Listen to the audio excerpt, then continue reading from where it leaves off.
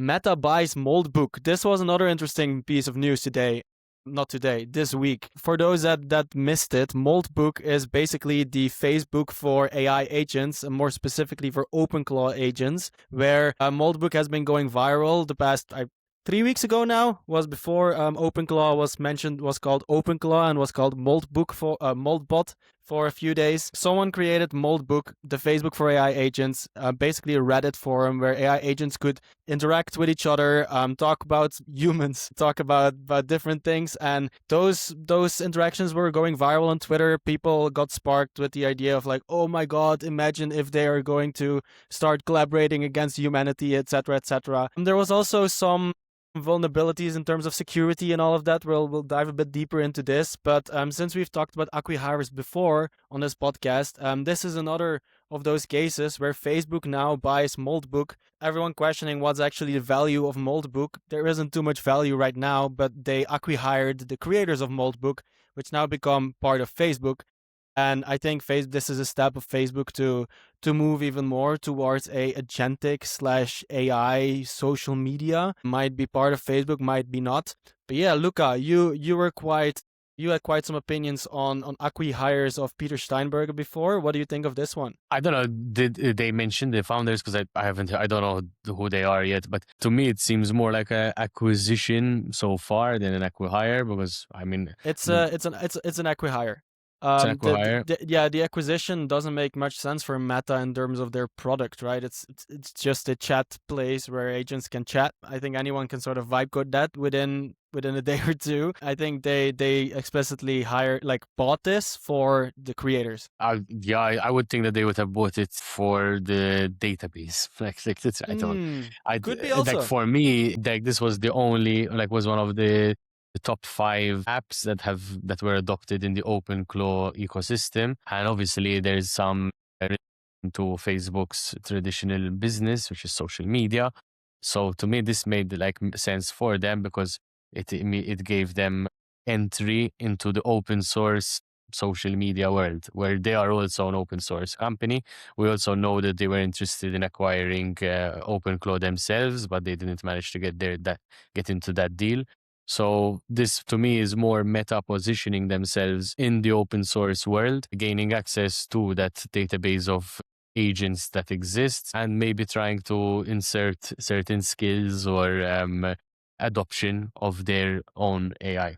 So that's for me the play that's happening here. So here it shows that the acquisition and that the destination is to become part of Meta Superintelligence Labs. And if I go look, what is Meta Superintelligence Labs? It is an American artificial intelligence division of Meta, headquartered in blah, blah, blah, blah, blah. So yeah, I guess this is part of their efforts for creating superintelligence or whatever they're working on in their labs. And yeah, the guy who created it becomes part of that lab or that team now. Yeah, Llama is very light, so it's very lightweight, right? So I think it could actually be useful for certain things in that ecosystem. I actually kind of agree with Luca. I don't know, maybe it's a acqui-hire, maybe it's also an acquisition, but to me, this is the first ad spot in the AI agent world, right? Where Mark Zuckerberg, who, what is his business? It's social media, but how does he make money? It's through ads, mainly.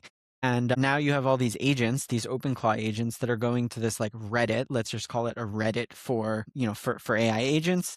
And somehow, some way, maybe Meta is able to, push their own products, make it more compatible with their AI ecosystem or something. So I know Mark is super big on, open sourcing stuff because he thinks if you get on his standard, React, right? We've talked about React. React was started by Meta, and it was just a way to yeah, exactly. So it was just an open source protocol that they wanted to build so that everyone could be building websites to the way that Meta had built websites. And so similarly here, I do wonder whether or not this Reddit for AI agents is actually just Mark's first ad spot that he just bought, right? Where he's telling the AI agents hey, we're Meta, here's our AI tools.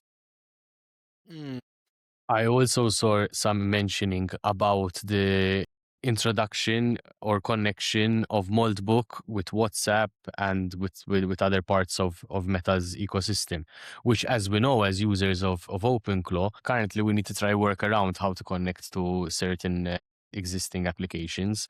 But if Meta makes it very easy and secure for me to talk to my agent through Moldbook and connect with my WhatsApp, for example. That would be a good win. And as well, there was some discussions about transactions I saw that they want to see, they want to try to tackle the payments issue of agents where they don't, where they need, to be able to pay for services or this sort of thing. Mm-hmm.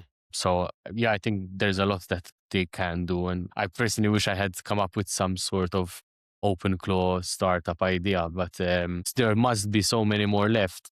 But every time, like a Moldbook comes out or something like this, I'm like, there goes another one. Yeah. And to me, this chart also kind of validates that probably I don't think it was an acqui-hire as much as an acquisition, because every credential that was in Moldbook's Supabase, their database was basically unsecured for some time. These are like all of the votes, right? So you could literally read and write to Moldbook's database for several days after they started. So I don't know. I don't know too much about who the Moldbook founders were. It feels slightly like it was, yeah. Okay, well there they are. Yeah, so Matt Schlicht and Ben Parr, they were acquired by Meta's superintelligence team. As far as kind of what their backgrounds are and all of that, like we could look it up. We could try to figure out how legit they are. But okay, let's do a 2-minute deep dive in Matt Schlicht and Ben Parr. Let's have a look. Who are the creators of Moldbook? Matt Schlicht is here we go, 50,000 Twitter followers. So he has a large audience. Creator of Moldbook, investing in the agentic future, up at a AI VC. YC, I guess, AI entrepreneur. My Twitter is not logged in onto this in this browser tab. And the other guy is Ben Parr. Ben Parr, also AI founder, investor, COO of Moldbook. Ben Parr is an American journalist, author, venture capitalist, and entrepreneur. He is author of Captivology, the science of capturing people's attention. Wow, it's actually two pretty interesting profiles to create Moldbook and to then become part of Twitter, I would say. Facebook, sorry. To me, I don't know, the more that I'm thinking about it, I almost think that this is like, these guys learned how to market to a new demographic, which is AI agents, right?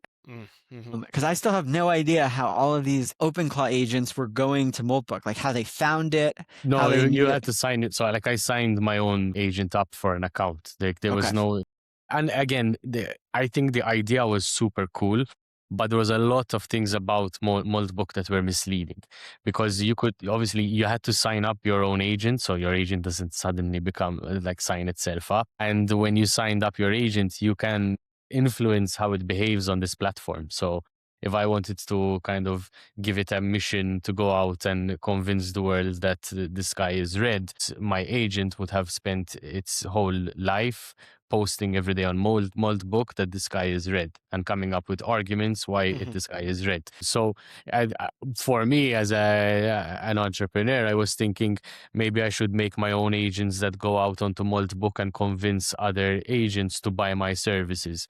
And, that was something that I was playing around with, as a thought exercise. If I wanted to go viral with these agents, how do you do it? But obviously, I was not the only person doing that. So what started happening was a lot of prompt injections. And a lot of people were creating posts on the social media that actually included prompt injection to install something malicious into your OpenClaw.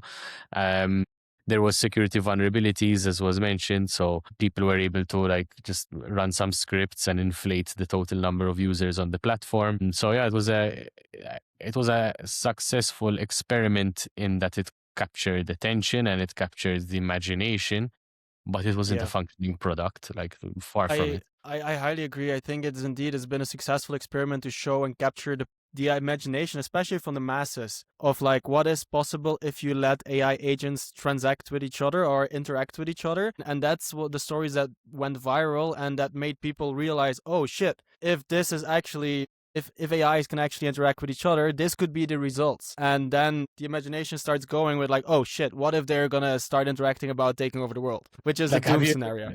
Have you ever heard someone say oh, in the future you'll send your AI to a Google meeting instead of you going? It was a bit more like that on a Reddit board where you kind of created an agent and you sent him to Moldbook to. Yeah, and then the last one, I don't think this is that these guys figured out how to market to AI agents. I think they basically probably leverage their audience and their network and have the right people and submit their agents to the platform to then grow it to a viral way as it went. If you see that one of the creators has 250,000 followers on Twitter plus a part of a VC, the easiest way to distribution these days is having a large audience, post about it, and have some relevant people jump on your car to join you on that mission and to spread the word further. This is how the latest AI apps that are dominating the timeline have done it. And that's, I think, the fastest way to growing your platform. Next up is NVIDIA announcing NemoClaw, which is basically their way of offering OpenClaw to their customers. NemoClaw, the GPU company, becomes a platform company. NVIDIA is launching an open source enterprise AI agent platform. They're not just selling the chips that run the agents, now they're building the things that agents run on. And I think this is a move that we've been seeing by quite a lot of leading players in the AI space, but not just the AI space. People are building, people have seen the power of OpenClaw and are now taking the framework, the ideology of OpenClaw, and putting that into the specific use cases where it should go. Where OpenClaw was very open source, no guardrails. For me, breaks all the time. For others as well. You gotta be pretty good to make it work. And now we are seeing those. A month later, we start seeing actual useful applications for different use cases, different industries. NVIDIA, I think this is an obvious move, a smart move of them as well. And this comes back to what we discussed earlier, where we have individualized AI versus institutional AI. I think NVIDIA is clearly going after that institutional demand, having institutions being able to build agents on their GPUs, on their technology, on their hardware. And I've seen Animoca Brands, for example, came out with a similar product. There's bunch of different ones that came out with their OpenClaw version. It comes down to what Luca said last week as well, where OpenAI buying OpenClaw and then the new killer device, all of these things, it's kind of coming together. And Ben, you had something. No, I mean, last year, everyone was saying it was the year of the agent, right? And I think we're just a year behind, because this year really does feel like it is actually the year of the agent. It's interesting that Claw, this OpenClaw lobster analogy thing, is now becoming the staple name, where NVIDIA comes out with NemoClaw and there are other OpenClaw for this and that. It's basically the industry standard kind of name now. But to me, I kind of think where NVIDIA is headed is probably there's so much management of these GPUs, and they probably have been looking at finding a solution that can help orchestrate and manage these GPUs, so that, if Elon Musk wants to buy 100,000 Blackwell chips, how can he provision those and basically get them up and running? And I think, I don't know, we'll have to see where this NemoClaw kind of really goes, but I think it's probably managing of the NVIDIA hardware, so then you can buy more of their NVIDIA hardware and train faster and then get more powerful models, right? That would be my guess of the path that NVIDIA is going here. But that's basically to manage your own company. But then for I think these agents or this platform that they're building is also for their clients that actually use their hardware. Yeah, exactly. So the clients, are running the NVIDIA GPUs. NVIDIA is not running their own GPUs, So I think NemoClaw is that software that's probably orchestrating the management and training of these. Like when you buy an iPhone and the iOS is on there, it's the same if you buy an NVIDIA GPU, the NemoClaw software is on there. Is that how I should see it? Yeah, but there's already been software, but now there's this NemoClaw agentic software that's layered on top that probably is using some sort of fine-tuned model specifically for whatever this use case is of agentic use. I don't think NVIDIA is building an OpenClaw fully agentic for everything. I think they are going after what they do best, which is training of models. That's what I understand it to be. Mm-hmm. Yeah, that makes sense. I mean, it's an open source model. The way it is positioned to me is a direct competitor to OpenClaw, but maybe it's just being pitched in the press wrong. I mean, they reportedly develop open source NemoClaw to challenge OpenClaw. So if maybe they are specifically going after this general purpose thing. to me, yeah, I don't know. And I've been seeing that when I was setting up my OpenClaw, there were some people that were saying that you could use NVIDIA APIs to run Kimi K.2, for example, 2.5, K2.5, where you just got to sign up for the NVIDIA developer platform, and then you, like, for free can use Kimi and some other stuff. So I think they are going more into providing APIs and providing certain models for the users as well. So they're not pivoting, but adding a different revenue stream or user onboarding way by providing models, by providing agents. So this could be part of that pillar. But I don't know enough of this. This is, again, speculation based off a title. Maybe next week we can dive a bit deeper into this as well. Next technology that's been launched, and we discussed Perplexity Computer in one of our previous episodes. Now they announced Perplexity Personal Computer. I think this is a bit more for everyone. Next up on the docket is Perplexity announcing Personal Computer. We already discussed Perplexity in one of our previous episodes, but Personal Computer is an always-on local merge with Perplexity Computer that works 24/7, personal, secure, and works across your files, apps, sessions through continuously running Mac Mini. So basically this is, I guess, Perplexity's attempt to build their OpenClaw, but this basically looks like a OpenClaw with an Apple UI or an Apple interface. And this is, I think, what people want to use or prefer to use, especially people that don't have any idea about coding or don't want to dive deeper or don't want to risk their security. This could be one of those tools that actually will be used by potentially masses. Could also be potentially very much hype again. I'm not making up my mind here. I haven't tested it out. But looking at the video, it does look like a sleek UI. It does look good. It looks much more user-friendly than trying to figure out setting up OpenClaw. And I think this is one of the moves that we will see a lot of AI labs, AI products, AI brands make, where they're just going to make agentic tasks and agentic computers much more accessible, much more user-friendly, and yeah, much more easy to use without having to worry about all the things. What surprises me, though, is that you need to have a continuously running Mac Mini here. So that's just one of the small things. I'm like, okay, damn, you still need that hardware. They're not running it through the cloud. Ben, what are you thinking about this move? I think like all of these people just ran out and bought Mac Minis, and then Perplexity is saying, what if we like sold them something else, right? That they could be like tapping into their Mac Minis. So I don't know. I think it's less about like what the product is and more about the fact that, yeah, like there's all these like excess Mac Minis out there, and are they just going to be running OpenClaw? Does it make sense, like, for an AI agentic, for another system to have multiple programs or just one program on it?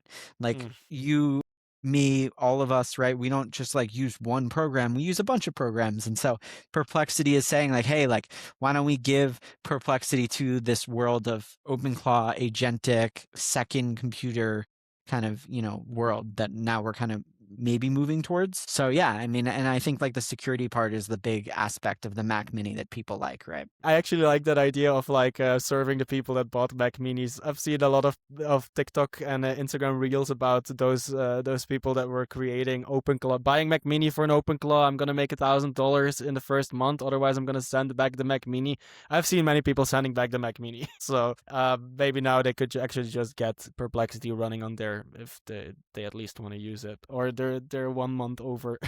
This is a bit too techy, I think, but we already addressed it. It's the different enterprise or the different builders, businesses building their own OpenClaws, where you had OpenClaw for consumers and developers. You had PicoClaw, which can run on a $10 edge device. You have NemoClaw Minds, which I mentioned about from NemoClaw brands, launching similar something OpenClaw related, but for multi-agents.